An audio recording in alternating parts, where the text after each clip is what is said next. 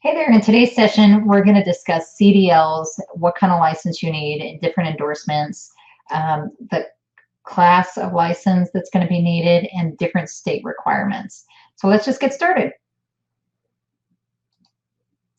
So first thing let's talk about is commerce. I want to define what in-commerce means or what commercial motor vehicle actually means. So in-commerce is an exchange of goods, services, or commodities for money or in kind. So especially this is like in large scale, but basically what this means is that you're doing business. So if you're operating a commercial motor vehicle for business purposes, that's what a commercial motor vehicle has to be doing. So it's for business purposes, whether you're actually making money or not making money. If you're doing business, if you're doing it in trade, if you're doing it for business purposes, you're going to be considered a commercial motor vehicle if you're over 10,000 pounds. So 10,001 pounds or more is a commercial motor vehicle if you're using it for business purposes. I get a lot of questions all the time from people that are saying, well, I'm just driving my personal vehicle across the state, blah, blah, blah. If you're not doing it for business purposes, the DOT regulations do not apply to you, period. You have to be doing it for business purposes. So if you're not in business, then you don't have to worry about it. It's for business or in commerce. It has to be in commerce. And also, likewise, like if you have a company and you have a business truck, a business trailer, but say you allow your employee to use that business truck and business trailer, or maybe you allow your employee to use your backhoe that normally you would be using for business. The best way to do that, for one, he's doing it for personal use. So the best way to do that is just sign a temporary lease agreement that person is actually leasing your equipment, say for the weekend. Just have something in writing, have that driver take it with them, have it in the cab saying you're leasing that for personal use only, for non-business use. It is personal conveyance at that point. They don't have to do anything to follow regulations. I would definitely put some kind of cardboard or something over your company name, company information. That way the officer is very clear that you're not operating in commerce at that point. A lot of times what I see will happen, a company will allow that, and they will allow an employee to use a company vehicle for personal use. But then the officer stops them, and it just sounds fishy to the officer. That's why, even though it's not necessarily required to have that lease agreement in place, it's just best practice, because for one, it's going to ease the officer's mind to say, yes, you do know that this person is operating your company equipment for personal use, but it's in writing, it's documented, showing that that's what it is. So let's also talk about interstate versus intrastate. Interstate means you're operating outside state lines. You're operating from one state to another. Anything from ports, you're actually operating in interstate commerce. Intrastate means that you're staying within the state that you're, for one, registered in, or you're staying within the state necessarily that you're not even registered in, but you're staying in the state and you're not leaving the state. But it's not about the vehicle or the driver actually leaving the state. So you can't just drive the vehicle or a piece of equipment to the state line, have a different driver get in it, and then that's not how it works. It's about what you're actually towing and the intent of the load itself. So keep that in mind. Intrastate means you're staying in the state. Interstate means that you're going outside of the state, or the intent of the load is meant to go outside the state.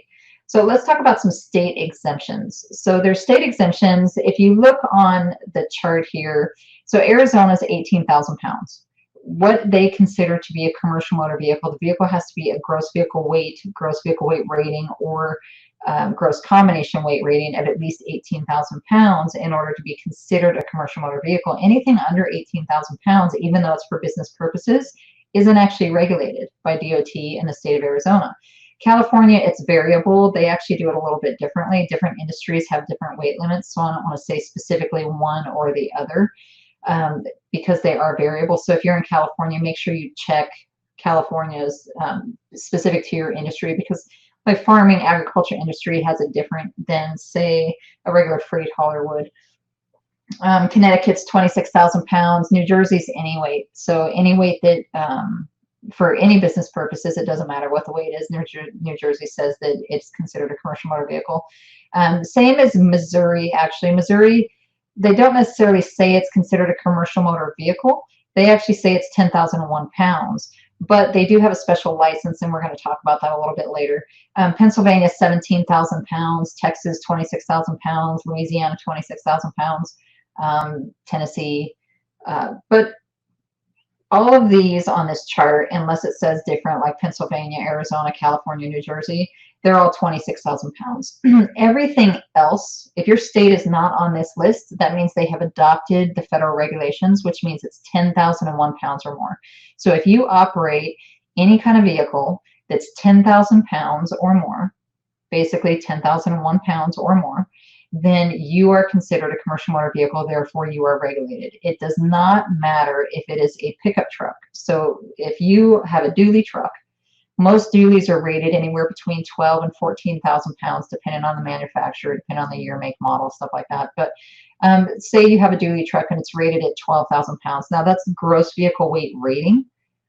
So what they say is it's gross vehicle weight rating. That you'll actually find on the inside door panel. There's a sticker on the inside door panel that will tell you what the GVWR is, gross vehicle weight rating. If that says it's over 10,001 pounds, you're regulated by itself, just the vehicle. But there's also gross combination weight rating. So when you hook a truck or a vehicle to a trailer, you have to combine those two weights. So now you've got the truck that's 12,000 pounds, and say you have a trailer that's gross vehicle weight rated at 16,000 pounds. Now you're at 28,000 pounds, you're regulated. Even though it's just a pickup and a trailer, it does not matter that that trailer is empty. I cannot repeat myself enough, but I'm going to say it again. It does not matter if the trailer is empty. If it is gross vehicle weight rated at over 10,001 pounds, whether it's by itself in combination with something else, you combine all the weights together, and if it's over 10,001 pounds, you're regulated for interstate commerce if you're moving out of the state or if the property you're carrying is moving out of state. It's the intent of the load. But if you're staying in the state and you're under 26,000 pounds for Rhode Island, then in Rhode Island, you would not be regulated. Just like Pennsylvania, if you're under 17,000 pounds, you wouldn't be regulated until you reach that 17,000 pound mark. But in the scenario I just gave you, it was 12,000 pounds plus another 14,000 pounds, 28,000 pounds, or 16,000 pounds, so it's 28,000 pounds. Now you're regulated everywhere, so it doesn't matter. But I want to make that very clear that you are not regulated until you meet the weight requirements. Federal purposes, all other states, it's 10,000 pounds, whether it's interstate or intrastate. All of these states, if you're operating interstate commerce, it is 10,001 pounds. You might only operate in interstate commerce once a year. So say you're going from Montana to Idaho. Montana, it's 26,000 pounds. Idaho, it is also 26,000 pounds. But because you operated in interstate commerce, you cross state lines, everything reverts back to federal rules, which is 10,000 pounds, which means anything over 10,000 pounds is now regulated by DOT. You have to have everything the same. You might as well be driving a big tractor trailer, because the driver has to have everything exactly the same, except he probably doesn't have to have a CDL until it reaches 26,000 pounds. So I just want to make that very, very clear so that you're understanding.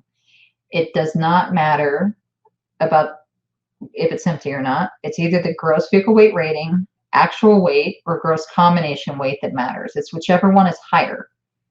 So in any scenario, whichever one could possibly potentially be higher, that's the one you're going to want to use.